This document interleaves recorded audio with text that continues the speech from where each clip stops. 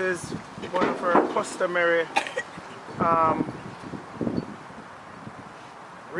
meet recap. Whenever we have a track meet, we like to, give the kids an opportunity to basically express how they thought the meet went, and what was their performance in general. It helps with two things. One, allows them to be able to project and speak and get over the anxiety that most of us have in terms of public speaking. If we train them this way, then later on it will just be second to nature.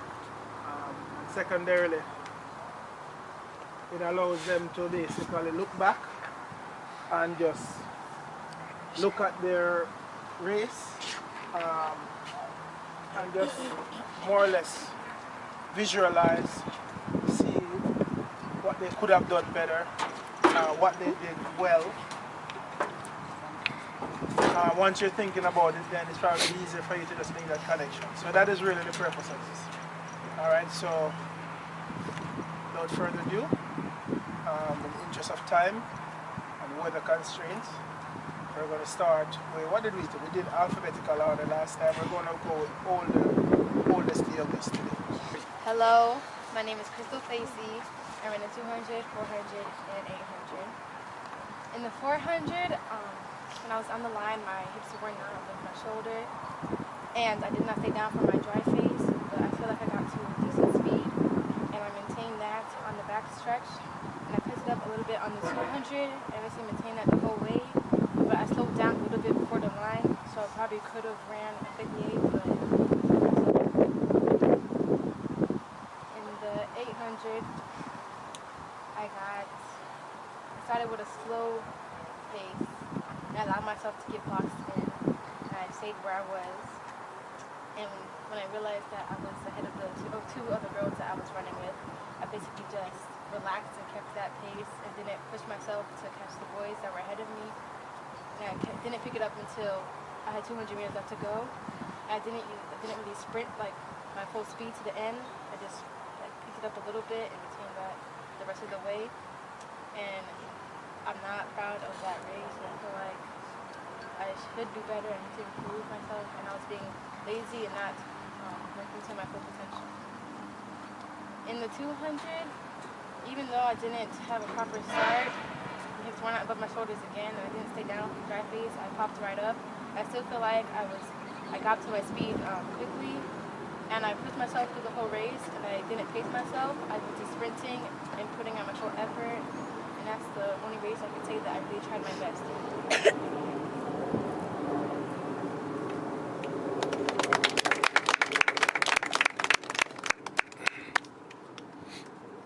Any questions?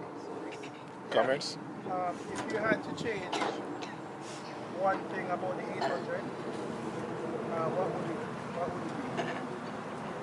I would have started out faster and didn't start to relax until the 200 meters like I was supposed to, until I was in a good place, going at a good speed. That would give me a good time, the place I was supposed to go at. So I would change that instead of just being lazy and being a slow pace. Because I was comfortable during the race, I wasn't like tired, so I knew I was going slow, and I didn't choose to pick it up. Okay, so what's the importance of getting out to a good start? If I got out at a good start, I wouldn't have been boxed in, and I wouldn't have slowed myself down because I was starting out slow, everybody was cutting in ahead of me, like cutting across and getting in front of me, and I had to stop at one point, and I tripped as well, and that wouldn't have happened if I would have executed the race I was supposed to.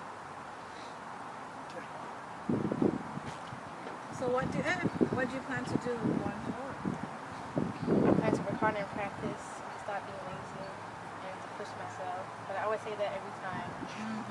I was just about to say that. We've heard this before. This time I really want to try because after track, either way, even if I like it or I don't like it, I still have to do it. So I might as well try to have a good time.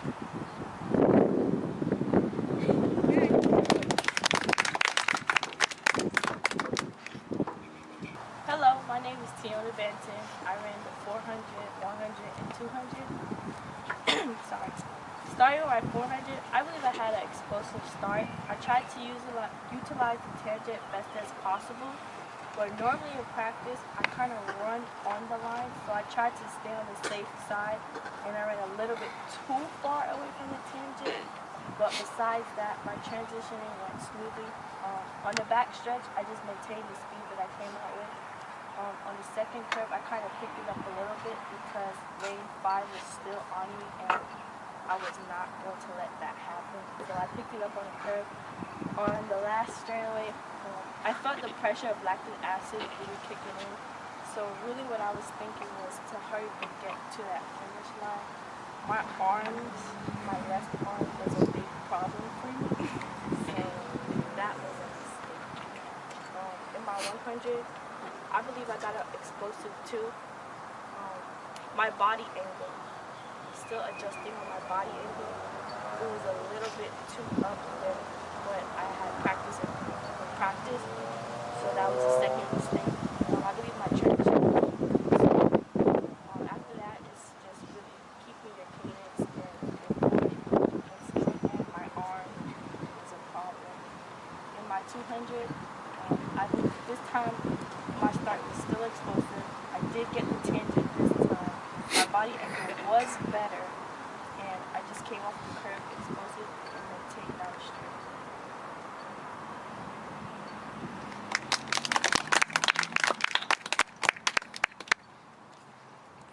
I must say, both presentations so far much better, much improvement. Good job, ladies.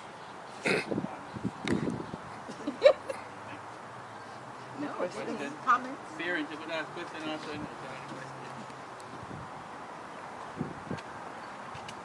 No questions. Coach Chris.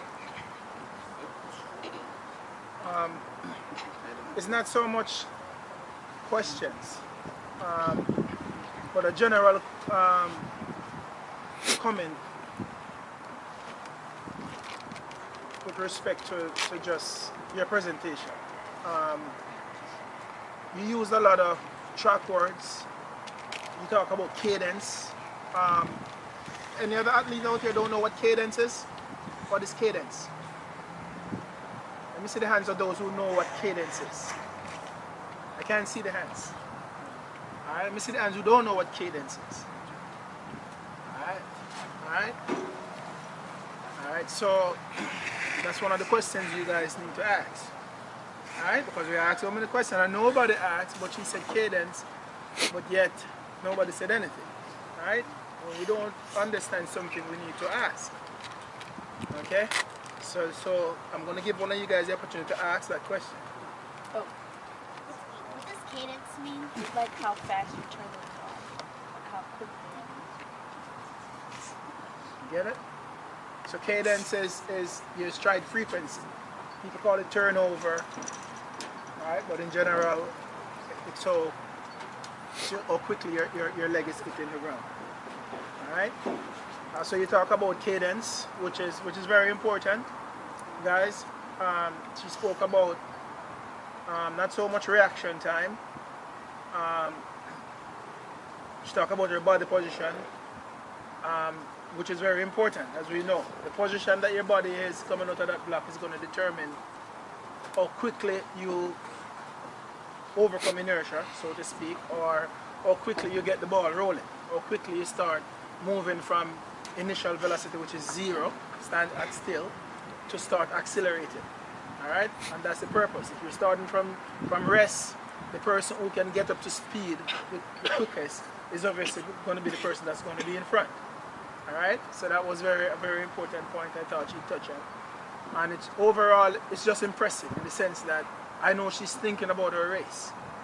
And not just the different phases of the race, and not just to come and say, well, I did well, I think I did this, or I think I could have done better. You know, you have to be able to think about your race and understand what is required first of all, and then being able to interpret whether you executed those things. That's the only way you're going to be able to make improvements. As far as your 400, I thought that, I don't know, maybe it's just where we are in our training. It shows that you're a little bit tentative, reserved, for lack of a better word, apprehensive. You just wasn't really aggressive. In fact, Damari Green, who was a year below you, got to 200 meters before you. And that's all I needed to see to know that you're not going to run a good time. So apparently you don't know your pace, or you try to play it conservatively because you don't want to get to 200 meters or 300 meters and you're dying. One of the things we spoke about is you have to trust your fitness, right? It's not the Junior Olympic. No one is going to kill you if you die. Get out so we know where you are. When you're playing the conservative role, Damari Green got to 200 meters before you. I know you weren't going to make a good time. Okay? Because I know, for one, I know those times that those girls are struggling to break a minute. So if she can get to 200 meters before you do, then obviously you're not executing the race plan. Alright, so that was one notable thing. Other than that, I thought that it was a good performance. I don't think the level of competition was there for you. So maybe you saw that as an opportunity to just take it easy. I don't know, vacation. I really didn't see a lot of effort, even in the 100 meter, personally. Yes, you know, success is not measured by necessarily who crosses the line first, right? But we have certain goals for every track meet. Alright, but I think you could have just really, you know, put it out there a little bit more so we can really see where you're at.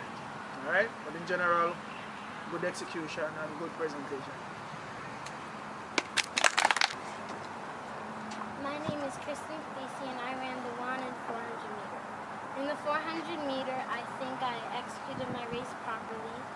I made sure not to pop out as soon as I heard the gun, and I transitioned slowly into the next part of my race.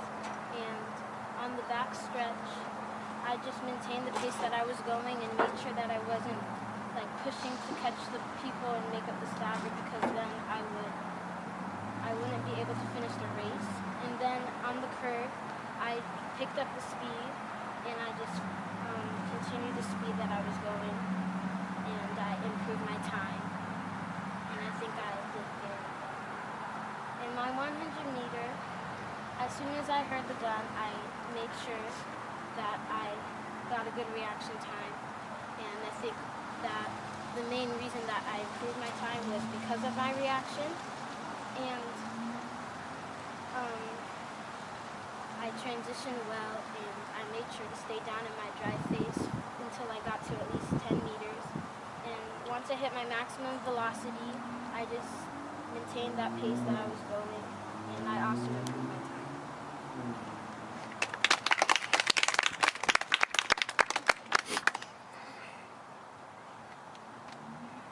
What do you think you do with that speech?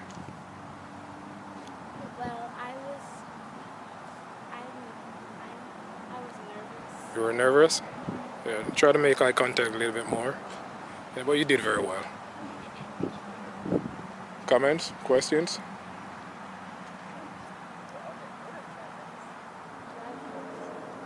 The dry face. Repeat the question, please. What is it, dry face?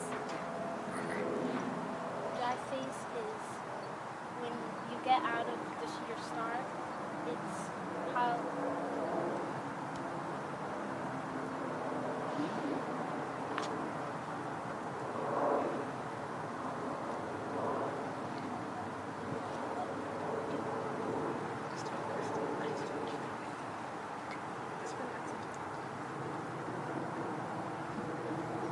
Want to help her with that, Ari? Dry face is when you get out and you make sure your body is at a certain angle, so you stay down until you get to a certain point, and then you start slowly transitioning up.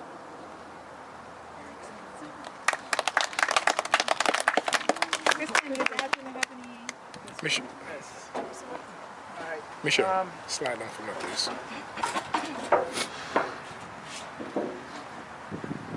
Good question. Alright. But let me just good answer to Ari. But when we think of the dry face, right?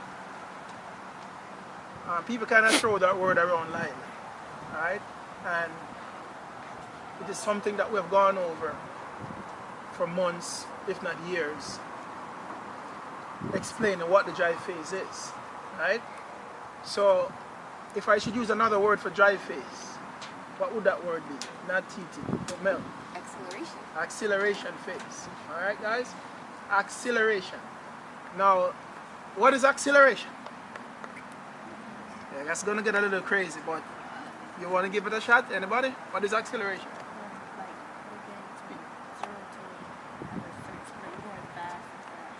You're getting faster and faster and faster, right? Acceleration is the rate at which your, this is going to sound crazy, but it's the rate at which your velocity is changing. The rate at which your speed is increasing, that's acceleration. So if your speed is not increasing, then it means that's when Kristen talk about max velocity. If it's max, then it's max. You can't get any more, right? So that's why when you get into your maximum velocity, that's when it's a different type of mechanics to be able to maintain that speed. So we have acceleration, which is getting faster and faster and faster, right? Because initially you're at zero velocity. You're at a standstill. You're stationary, right? That's why when I said inertia, when you overcome inertia, when something is in a state of inertia, it means that it's like that pole. It's not moving. So how do you overcome inertia? How do you get the ball moving? So that's typically your acceleration phase. It's a certain body angle, because if you should just stand, as Kristen is standing, just lean forward a little bit. Just lean. Lean, lean, lean, right? She has to step up, right? Because what is happening now, she's overcoming inertia. Her body is no longer in a state of stationary or rest, all right? So the same way she leans there, without having to put any effort or utilize any energy, she relied on gravity to push her. That's the kind of angle you want to have during your acceleration phase. So you're cooperating with gravity, you're cooperating with the laws of nature to help you, to propel you down the track. Okay?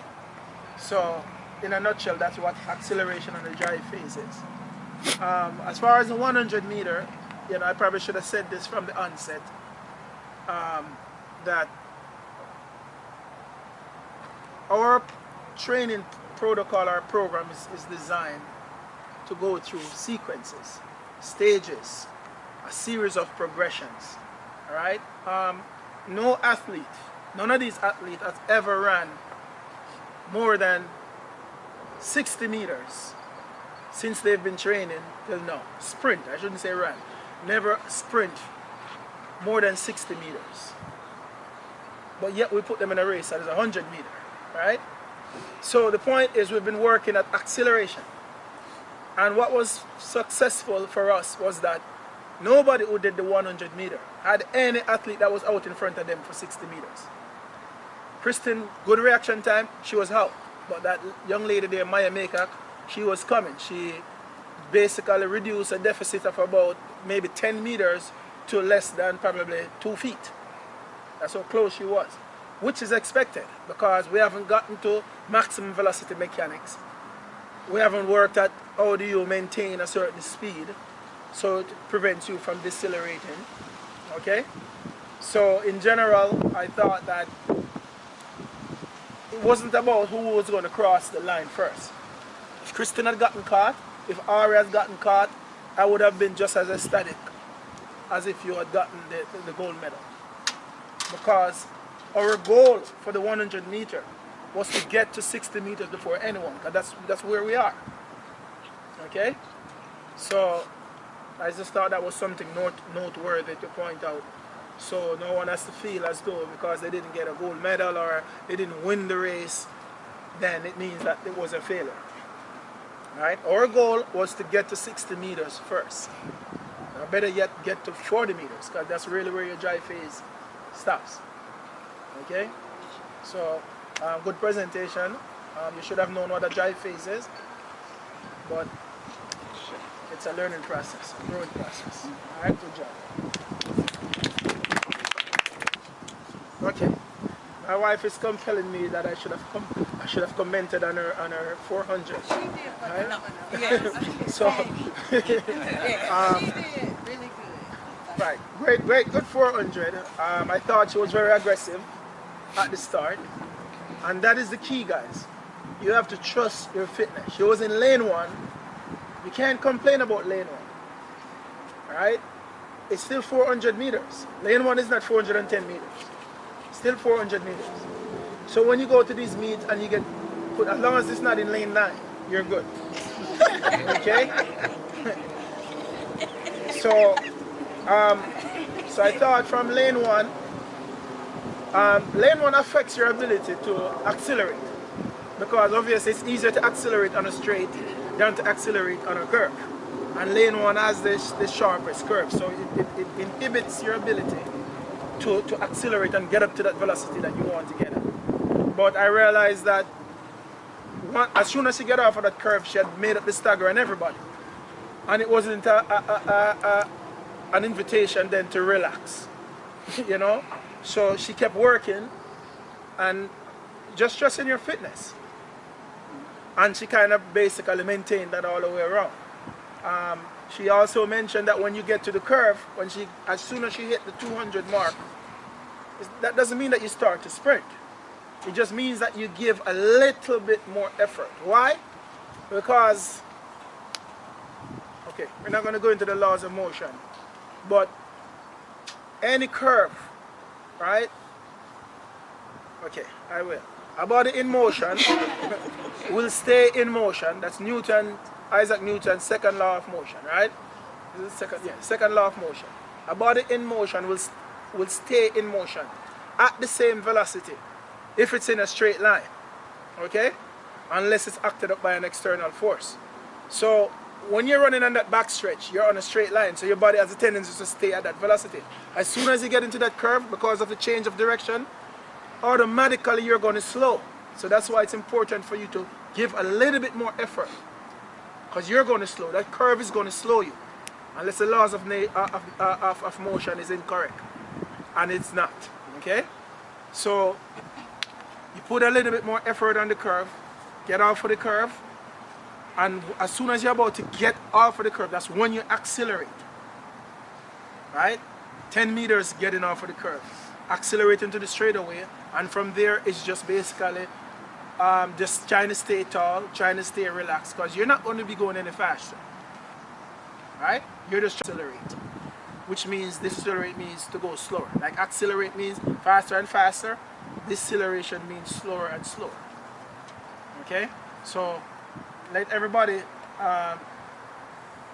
basically think of that. Ari was asking me right before a race, Coach, how do I run the 400? And I said to her, you know, so all day at practice, all week at practice, you choose to wait until the minute before. You know, so we kind of had a little moment there. All right? But we weren't really concerned about the 400. I wouldn't really put them out there. The 400 was just a race for them to just basically go out there and just let them run it. And we really didn't want to coach the 400 because we're just not there as yet in our training program. All right? So, that's a good show? All right. All right. Sorry, Ari, go ahead. My name is Ariana Griggs, and I run the 100, 200, and 400.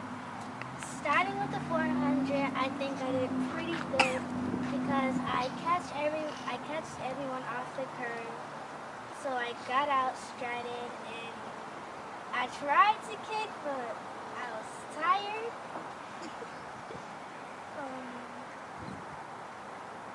But I think I did pretty good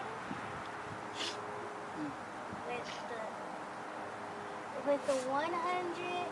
I think my start was a little shaky because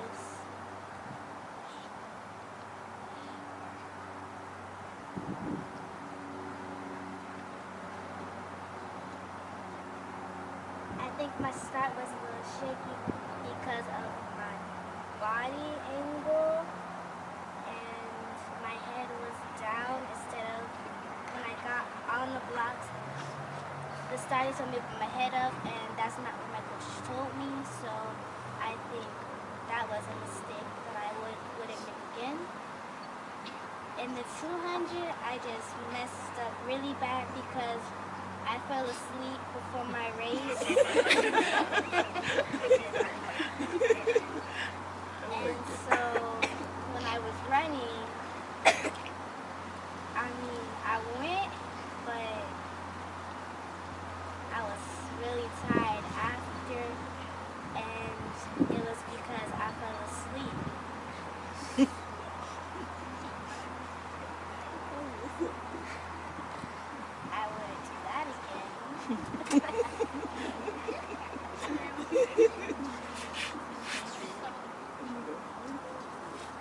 That's it. That's it.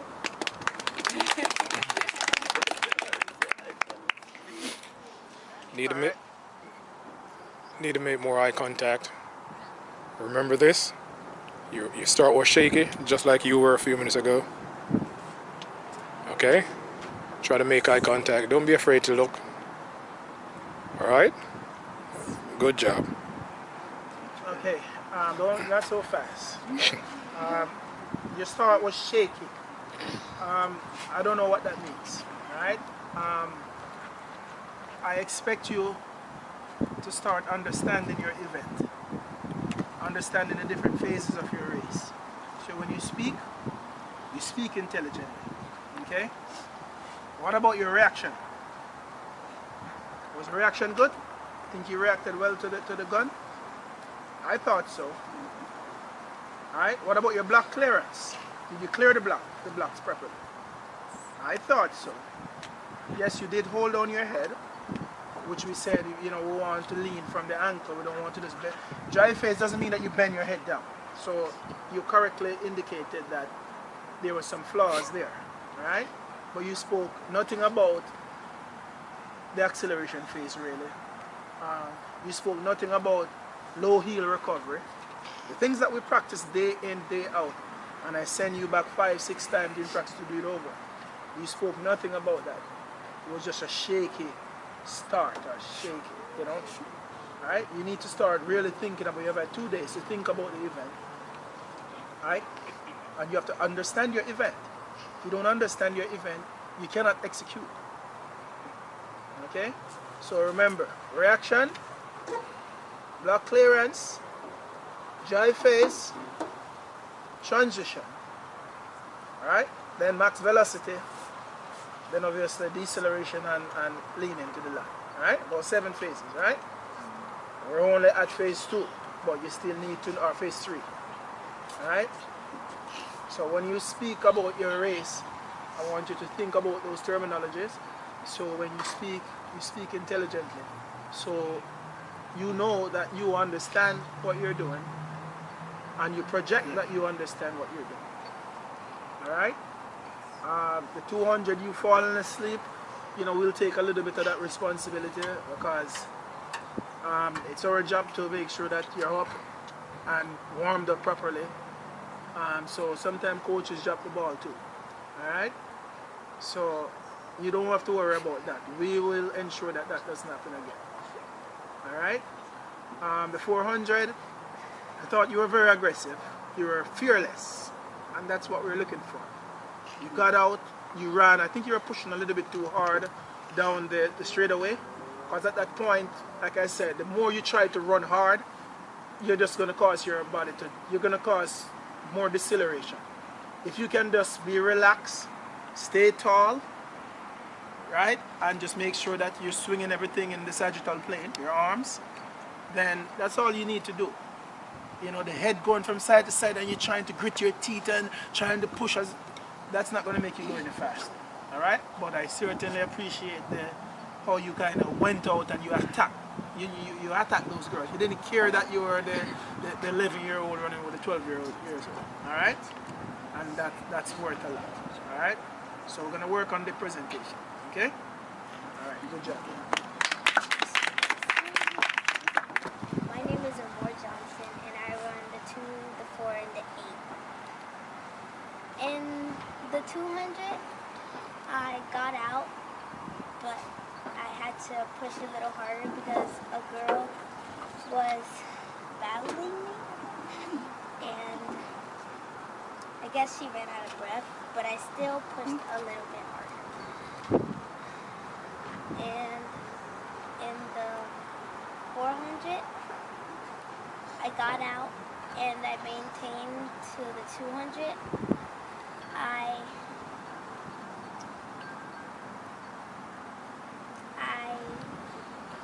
pushed a little bit more, but not a lot. And at the 100, I kind of gave it all I got, but in the 800, I got out and I maintained the whole lap, the first lap, and at the 300 I picked it up, and at the 200 I picked it up a little bit more, and at the 100 I picked it up even more.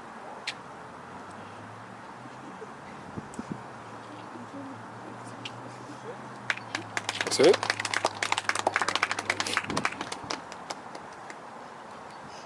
Alright, I never in the 5+ years we've been doing this, we have never done this before, okay?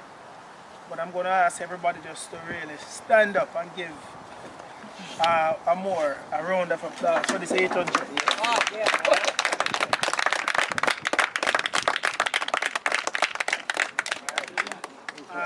You know, that's the highlight of the day for me. Highlight of the meet. You know, it's just, I don't know. I'm really lost for words. But you know, I must have watched that race probably 50 times since Mr. Green's forwarded that to me. It was Sunday morning. You know, you just kind of, as the race developed, you know, it was one of those unpredictable races. I thought that she wasn't as aggressive at the start for obvious reasons. Kids tend to get a little bit apprehensive. You're running with bigger girls, and even if they were her age, she would still be smaller than them. But when you're looking at 12 years old, some of those girls are huge. There's 2 girls from Miami Northwest that got out. I mean, they were at least, gosh, I want to say 80 meters. And at some point in the race, I was just saying, okay, maybe she'll get the bronze. You know, I don't know, maybe that's a shortcoming on coach's part. We're humans too, you know, lack of confidence, whatever. But I was just saying, you know what, maybe she could hold on for this bronze. And just the level of composure, just understanding where she was in that race. You know, it was just really it wasn't like a junior athlete, honestly. Just poised and just waited for her time. I thought she should have went around the girl, because obviously a girl that was slowing down in lane 1, and then there's a girl that was coming up on her on the right, who I think deliberately was not going to let her come over, and she just still snuck by, you know, on the inside. And I thought that was just good thinking. Maybe it was more intuitive on her part and not necessarily planned. But after being in second place at the 400 meter, you know, I had instructed her that, hey, 300 meters to go. You know, I told her she's not going to out-sprint anybody. If she waits for 200 meters to go, 100 meters, like you see everybody kind of jog, and then 100 meters to go, they're running 5 minutes in the 400, but they're sprinting at the last 100 meter. I said, no, you're not going to out-sprint anyone. You're going to have to make it be uncomfortable for them at 300 meters to go.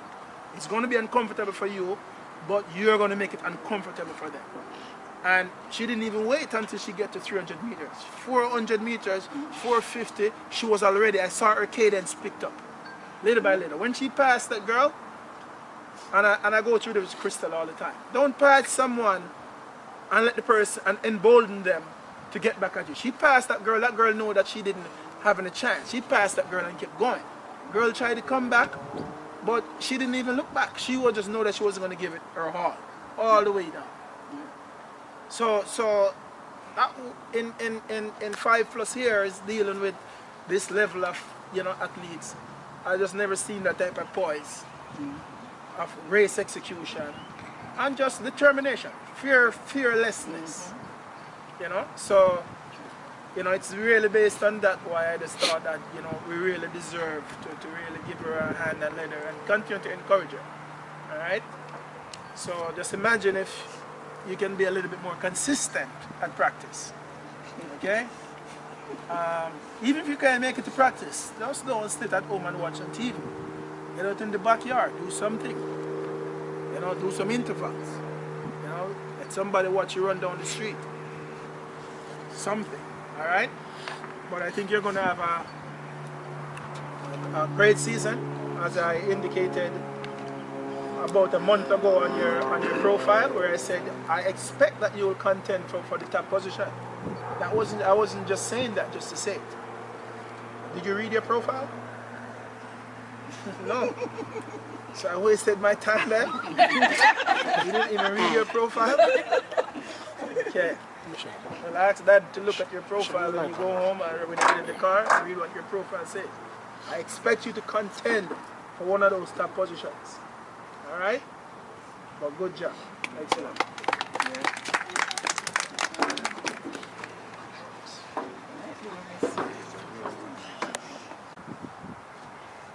Hi, my name is Malika May. I run the 1, 2, and the 4. I think I can do better in my 1 because I could have run more to get my time better. And for my 200, I think I did good because my start I got aggressive and I'm aggressive, and on the curve I ran fast, and then on my straightaway I ran so I had to get a big time on it. For my 400, I think I did good, but could have done more better because when I was starting I could have more explored more when I was getting down on the straightaway to get a better time and focus because a girl was this close to me.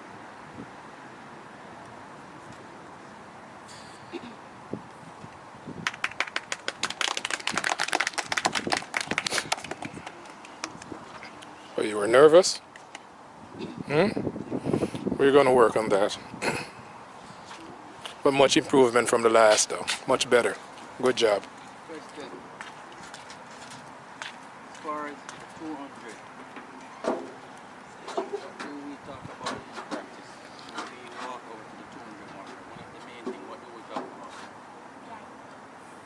Speak up, speak up. Drive face, not just popping up.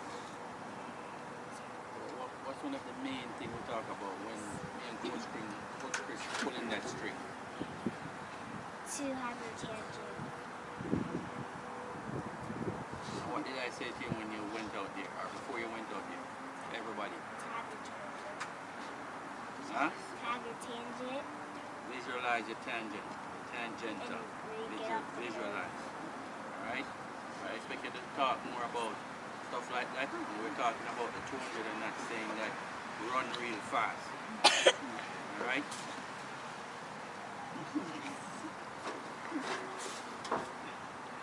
Let's about your drive phase and the 100 meter. I didn't do my drive phase, but what I would done is my drive phase and not just popping up like I usually do. You did do it? You look like that to me on the tapes. You're not to work on that, okay? I thought you did very well.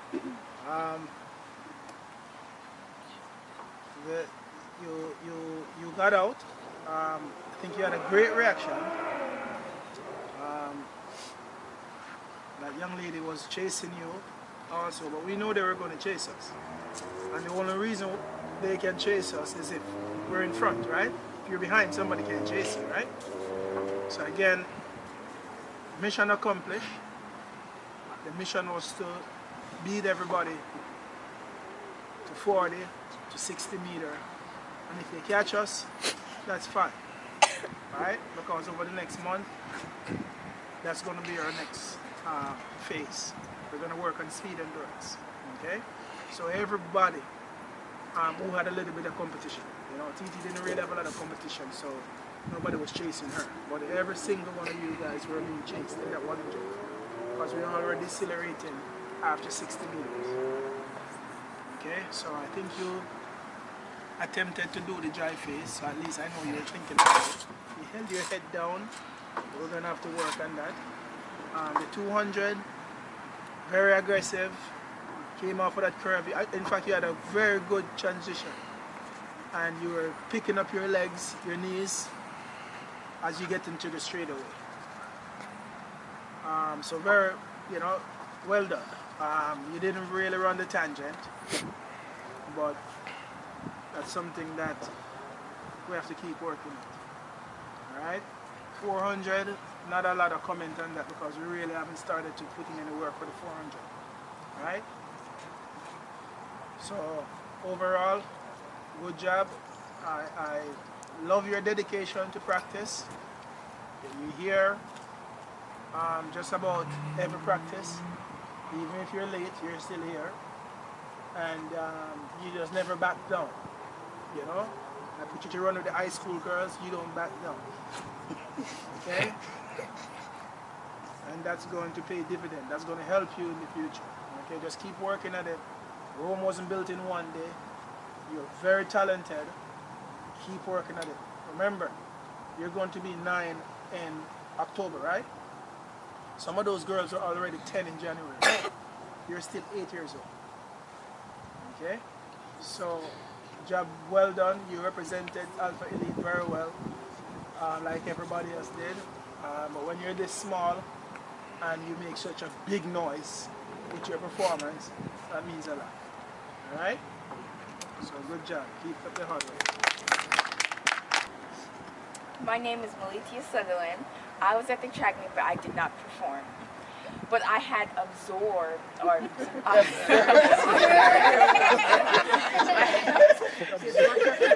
I had observed at the 200 meter mark was that Crystal was looking good when they were starting off. TT, Crystal, Amore, Ariana. I didn't get to see Kristen. I didn't see Kristen, but I saw everyone else.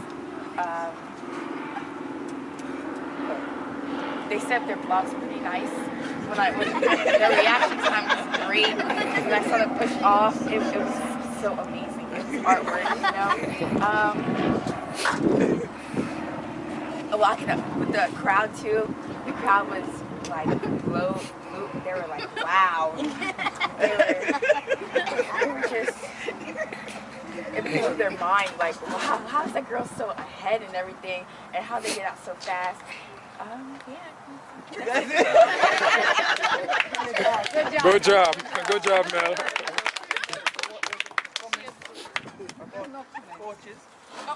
More lights, There please. was a comment from my friend Yumel who said, y'all Jamaicans are good.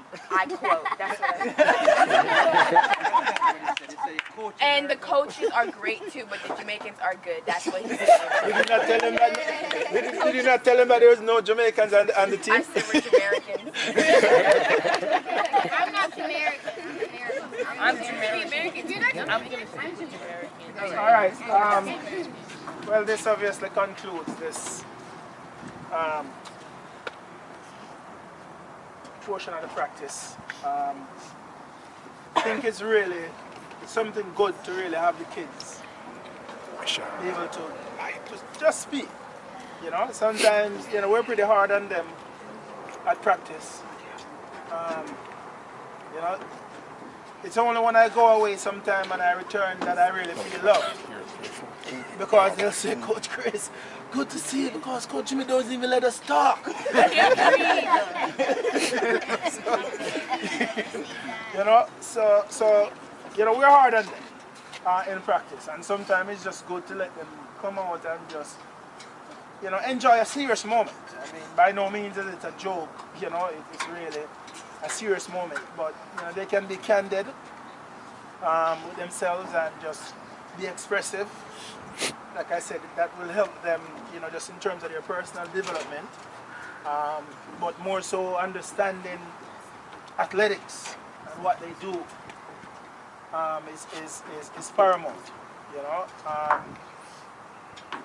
Maya Angelou says that one of her quotes is that you train animals, but you educate people. So it's kind of like a mantra that we really have, that, you know, we try to educate these kids. A lot of time we're out there, we're talking about anatomy. You know, some of them can probably, you know, tell you the muscles of the legs. muscles of the foot, you know. And those who can't, I guarantee that they will within the coming, you know, months. You know, it's a process. So it's really an environment, an atmosphere that, you know, that I think is conducive to success, to upliftment, empowerment. And really that's what it's about. The meet, you know, was just another meet. It was just to really get out there and see, you know, where we're at. You know, it's a process, guys. A lot of times folks kind of, you know, give me that highbrow, you know, when I say this, but we're really not so goal-oriented. And I'm going to qualify that, you know. We're process-oriented. Because if you're with the process, the goal will come. So a lot of times it's always about, you know, getting that gold medal, running a certain time. No, you know, if we stick to the process, we stick to the phases of development, then you know, we'll get there. I take what I do very seriously, as I've indicated over the past and continue to indicate. This is about youth development, guys. I know there are some athletes out there who are professional coaches. If your athlete is not a professional athlete, then I don't think you need a professional coach. Right? It's a reason, again, I indicated that my certification is in youth development. So sometimes it doesn't even have to be about the alpha elite kids. But we know that there are kids out there that are being trained in a fashion that is just not conducive to proper development. And sometimes you don't want to get in anybody's business, but at the end of the day, it's the kids. You know, and sometimes when we sit by and turn a blind eye to certain things, we can just be as guilty as the person who was perpetrating the act. All right? So it's just something that I just want to get out there, that, you know, it's a process. We're going to continue to work on this process. The support, again, I cannot emphasize that it's really not about the coaches here. It's really not about the athletes. It's really about the support that we get from our parents. I can honestly say second to none. I've seen the other track clubs out there. The kids are there, yes, everybody doing their own thing.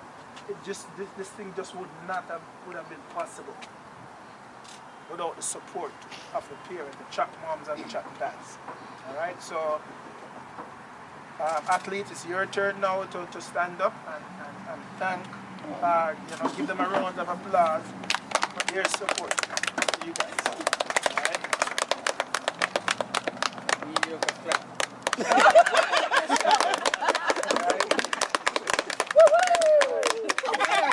That's right. Right? So much Don't take this for granted.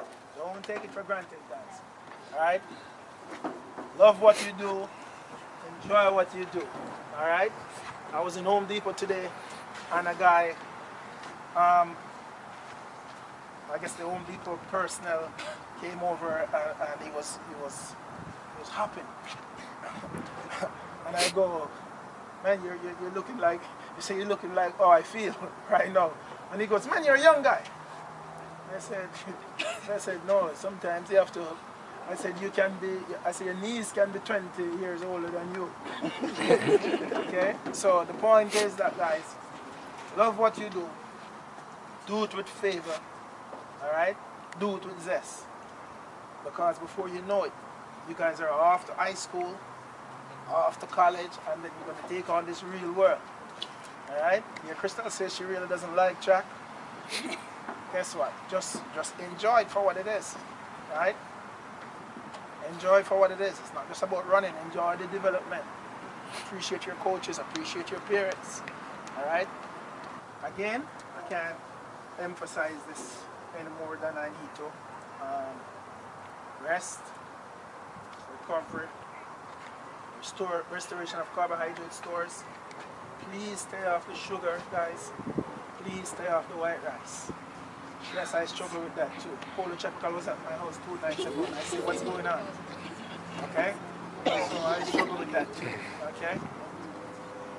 So I know you guys, if you have normal household, you struggle with that too. It's always easy. We work odd jobs, and we come in sometimes and we just want to prepare something, and it's the easiest thing.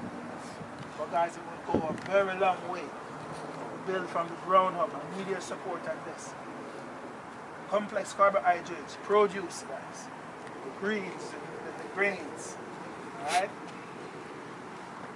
I don't go crazy about supplements, but I blend a lot. The flaxseed for your fatty acid, avocado. Magnesium is one of the biggest things for what you call calcium transport for contracting muscles. So when you see people having issues with contractile mechanism, sometimes it's a magnesium issue. Spinach, great in magnesium. Almond, great in magnesium.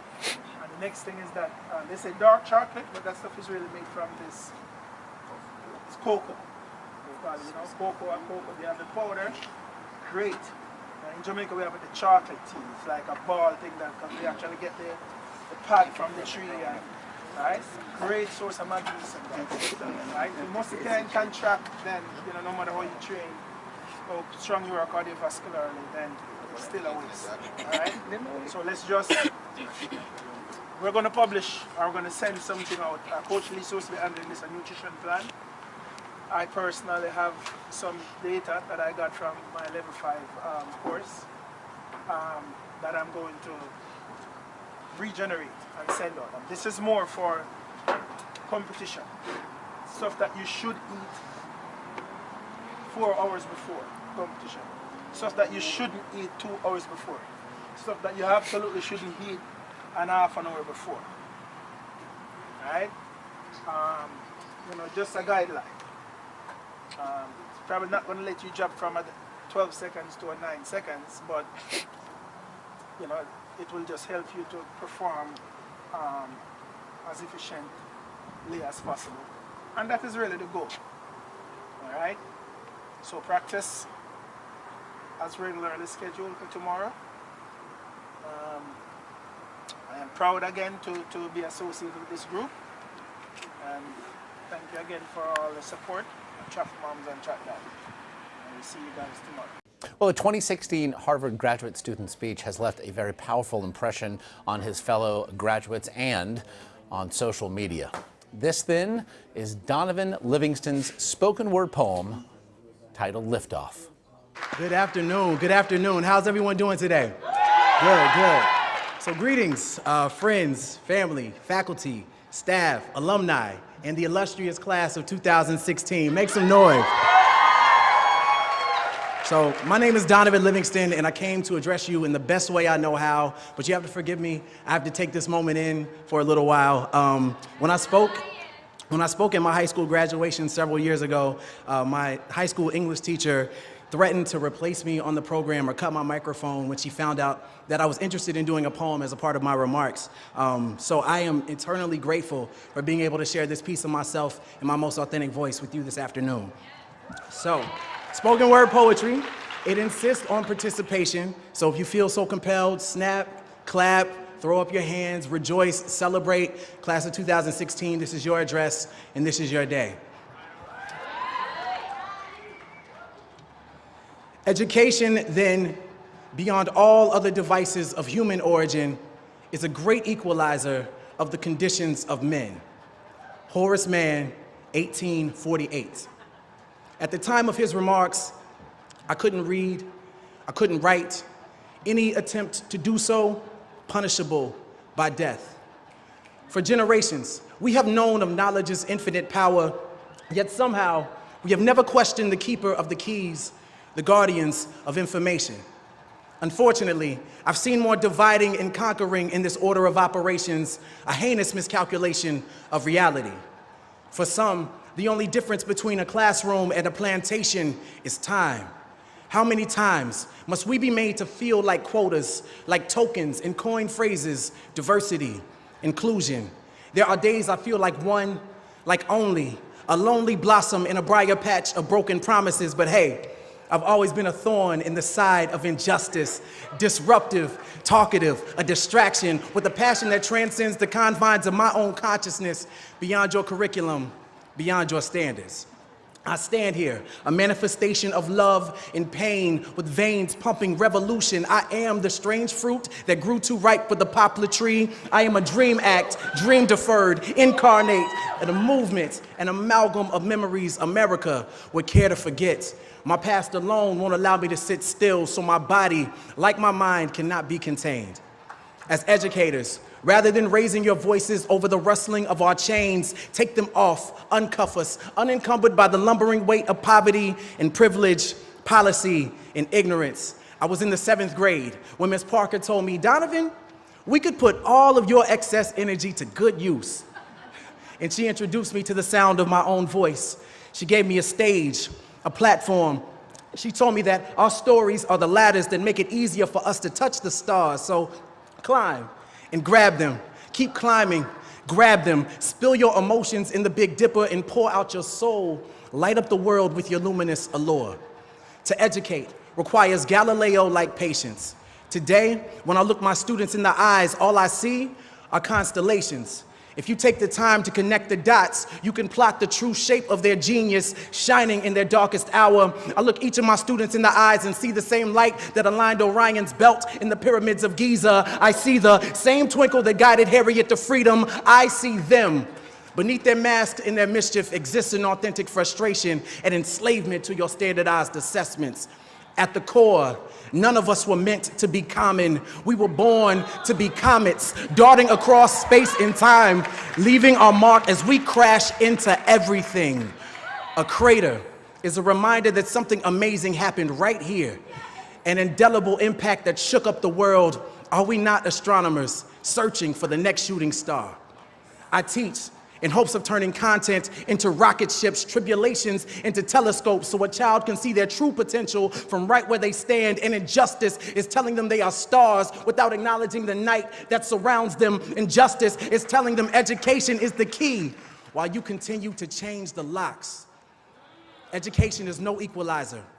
Rather, it is the sleep that precedes the American dream. So wake up, lift your voices until you've patched every hole in a child's broken sky. Wake up, every child, so they know of their celestial potential. I've been the black hole in a classroom for far too long, absorbing everything without allowing my light to escape, but those days are done. I belong among the stars, and so do you. And so do they.